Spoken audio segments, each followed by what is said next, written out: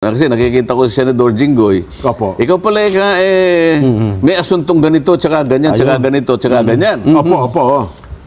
Hindi ka, parang questionable ka niyang pagkatao. Parang hindi naman dapat ganun eh. Ganda at mainit pong... Umulan ka, ha? Umulan kanina. Hindi, napaka-edit po na hapon ng Biyernes sa ating lahat. Oo. Sana po maganda ang kalagayan rinyo kahit na po napakainit po ng panahon. Pinag-uusapan namin kasi kayo na Kong, yung statement itong si Jonathan Morales, yung daw nagbulgar nung PDEA document leaks. Ang Kamara ho ba wala sa planong imbitahan din? Wala kayo narinig. Kasi sa Senado mukhang pangatlo ata sa Lunes, maiimbitahan na naman daw nila. So ano ba ang dapat na gawin doon? Nagtataka nga po ako kung hindi ko naman alam kasi yung resolusyon, ang unang layunin ng investigasyon ay yung Alitagtag Drug Hall.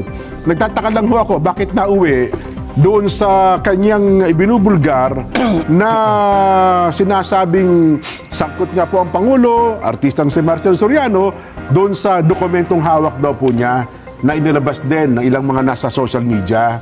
Yun po ang aming pinagtatakhan ngayon kung ito ba ay itutuloy-tuloy pa po ng Senado. Kala ko naman ang pinag-uusapan natin, yung pag-undertake ng hearing. Paano ba yung pag-hearing doon sa pinag-uusapan ng PDEA leaks yun eh? Opo. Medyo sensitive issue yan, Kong. Sabi nga namin, doon kami pumunto kanina, doon sa kapag ka isang tao, kasi parang tumatayo siya ang witness, dapat palang isang witness ay merong direktang kabatiran sa isang bagay na kanyang sinasabi o kanyang nasaksihan. Hindi po niya sabihin na ito ang sinabi na ganito, sinabi na ganyan, narinig ko po. Yun ho yung mga binabanggit lamang namin kanina. Ay, narinig ko naman si Senador Bato yata, sinasabi niya parang sa kanyang opinion ay parang pinatibayan naman niya yung authenticity ng dokumento. Tama ba yun? Hindi ko lang po narinig. Baka yung panghuling itong hearing. Kasi ako nakikinig dyan. Ang sinasabi ng iba, hindi totoo yan. Produkto yan ng artificial intelligence. Ngayon, siguro physical examination nung dokumento, nakikita nila na talagang sinerox mula sa isang original. Pati raw yata yung butas ng puncher. Na kung saan ito pala naka-file na pero mukhang nung kinuha, isinerox, kaya pati yung butas nakuha, di ba? Yung butas na po po. Maliwanag sabi nila, hindi naman magiging produkto ng ng artificial intelligence. Talagang galing na sa isang original document. Kaya lang nananatiling Xerox yata yun, di ba? Opo. Pero alam mo, sa law on evidence, meron namang pagkakataon na yung isang secondary evidence. Kasi ang tawag na dyan, secondary evidence na lang eh. Opo. Ngayon, paano mo may establish yan na maging isang ebidensya na pwedeng tanggapin? Maging katanggap-tanggap. Dapat yun ang issue eh. Oo.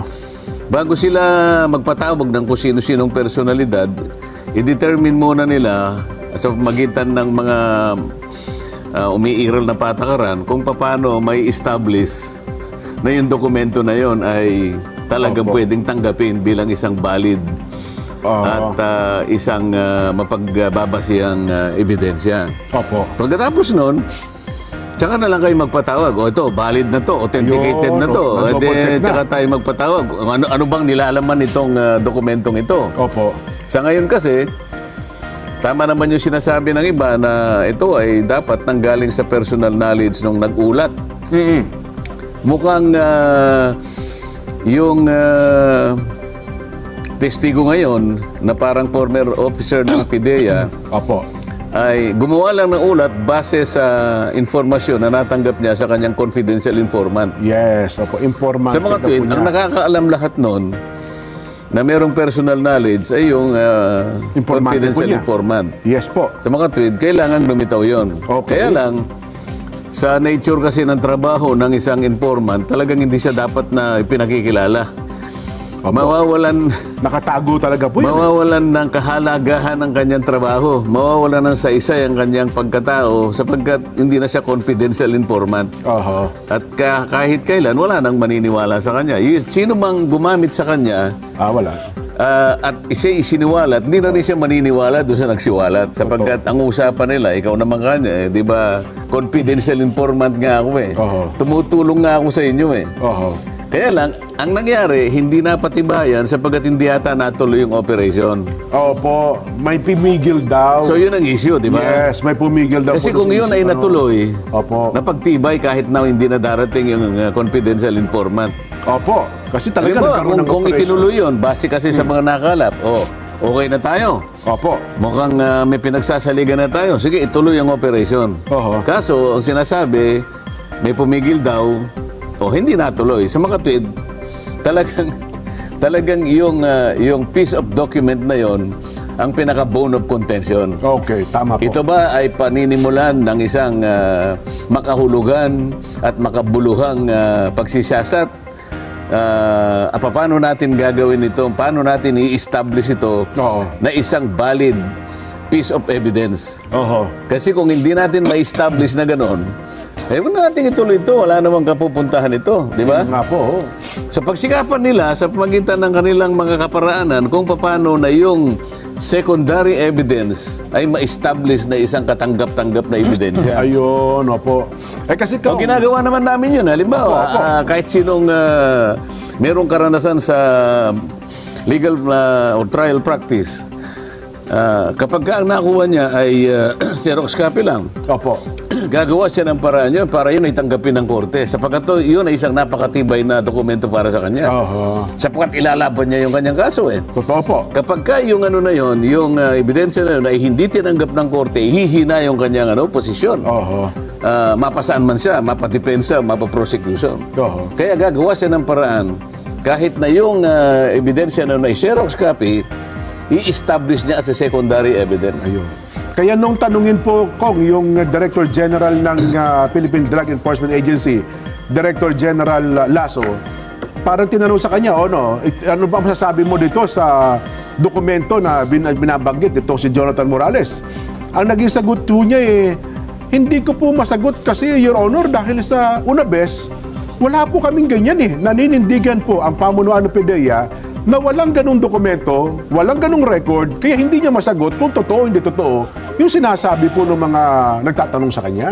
Base naman doon sa mga pagtatanong sa kanya, pinatibayan niya yung mga sasakyan nakapirma, nakalagay doon mga sasakyan nga nila yun. Ayun na nga po, yung mga ginamit Kaya na nga, vehikulo. merong parang may mga basihan na pwedeng mapagsaligan na merong katotohanan yung binabanggit, hindi nga lang natuloy. Ayun. Ngayon, kung sasabihin niyang wala yun, ayun lang mga pwede niyang gawin. Opo. Na wala. Saan ang galing ito kung wala? Kung walang pinag-xerox na original, saan ang galing ito? Oho. Yung pinatibayan ng chairman na, ako kanya kinikilala ko na totoo itong... May dokumentong ganun. May dokumentong ganun. Ang Okay. problema nga lang, hindi na, isa sa paraan kasi sa pag-authenticate nung dokumento Oo. na sa ngayon ay parang secondary evidence pa lang, kailangan mapagkumparahan Ayun. Pagkatapos lahat ng mga tao na may kinalaman doon, tatawagin mo. O may pirma itong, kunyari may pirma ang report na yon. Opo. Ito pangalan nito ang pangalan ay Nelson Lubao nakalagay. Ayan. At merong pirma sa taas ng Nelson Lubao. Ikaw ba ang pumirma nito? Opo kanya. So ma-authenticate. Ayun. Kahit nasa Xerox copy ngayon, Oo. ay totoo ito, in-authenticate niya kinilala. Pero natatandaan ko po yan. Sinong nag-type niyan? Ito pong si ganito, patatawag niya. Natatandaan mo ba na ikaw ay natatandaan ko nga po yan, ako po nag-type niyan. Oo. Sa mga tweet, ma-authenticate mo ngayon yan. Ayun. Ngayon, kapag hindi nalagay doon sa isang authenticated na kalagayan, yung dokumento na yon, hindi siya maaaring pasimulan ng isang makabuluhang Investigation. pag-iimbestiga pa. Ayun. Well, Dapat pala yun munang unang ginawa. yun ang establish. Ang ginawa nila, parang tinawag si Maricel Sori. Oo. Siyempre, hindi ko po alam. Wala naman siyang kinalaman. Wala nga, siya yung tinatarget doon. Pero, hindi naman natuloy Opo. Di ba? Tinatarget di umano, Kong. Pero based on sana, sa- kung halimbawa, yung sanang informant na yon, Opo. meron siyang sinabi na tungkol na maaaring sinabi ni Maricel Soriano. Halimbawa lang ito, hindi ko naman alam kung ano yung extent, hindi ko pa naman nakita yun. Pwede mo ngayon tanongin siya base ng kasulat doon. Opo. O kapag sinabi niya, sinabi ko nga po yan. Kahit pa paano, merong kaugnayan, maaaring nauugnay. Doon mo pa lang siya pwedeng ipatawag. Ayun. Pero kung hindi naman natuloy yung operation, pagkatapos tatawagin mo siya ron. Oo. Ano naman ang maihintay mo sagot? Di-deny niya lang yun. Kaya nga po, nung tinanong si Morales na nakita mo ba mismo yung mga personalidad na binabanggit mo doon? Ay, hindi po. Yun po ang sinabi ng aking informante. Yun, doon sila nagkaroon ng... Hindi niya nakita ng personal, pero yun daw po... Maliban na lang, sa kanya. halimbawa, kung magpapakabayani yung confidential informant, Ay, ibang usapan yun. na lilitaw siya, sabi niya, habang ako po'y nakikinig sa inyo pong mga investigasyon, Oo. naiipit po kanya si Morales na ang pinanggalingan po lahat ng kanyang mga pinagsusulat dyan at report na yan, na ako po. Ayun. Kaya ako po inakonsensya. Nako. Oo. At napilitan po akong lumitaw ngayon. Bahala na po kanya. Mangyari nang mangyari. Nako. Tatayo po ako talaga para panindigan ko na yan pong nakasulat dyan ay sa akin po galing. Ibang usapan yun, Jen. Ayun. Oh, well, Kaya problema ko, may history na si Morales eh. Meron Na na para siyang isang usual witness. Kasi nung 2002 daw ata po, may mga records pa na ito pala tumistigo rin sa dating Senador Pampilo Lacson na noon ay hepe ng PAOK TF. May mga ganun daw pong mga istorya. Oho. Istorya lang yun. Oh, yun lang ako. Nakita ko naman, tinanong, kasi nakikita ko si Senador Jinggoy. Opo. Ikaw pala may asuntong ganito, tsaka ganyan, tsaka ganito, tsaka ganyan. Opo, opo. Hindi ka, parang questionable ka niyang pagkatao. Parang hindi naman dapat ganun eh. Oo. Kasi, mabuti hindi siya sumagot. Kayo nga po, May kaso. Diba? Kayo nga po, may kaso, hindi ba? Hindi ibig sabihin, pareho po tayo ng kalagayan. Baka nga mas ano pa po kayo eh. Kasi ako po, nilalabang ko pa, pero kayo may tapos na po yata. Meron po yata kayo. Hindi ba? Opo. Mabuti nga, hindi ganun ang sinagot eh. Pero magaling talaga magsalita kasi si Morales. Hindi pwedeng ganun. Hindi pwedeng ganun. Kahit na, alam mo, pag ikaw ay wala pang conviction o hindi pa napatutunayan, mananatili yung presumption ng innocence. Ganun ang presumption natin eh. Mananatili yung presumption of innocence until proven otherwise. Ayan. Pag na-prove ka na-convict ka, so dun lang mawawala yung innocence. Pero habang wala at di na-establish yun, nananatili kang walang kasalanan.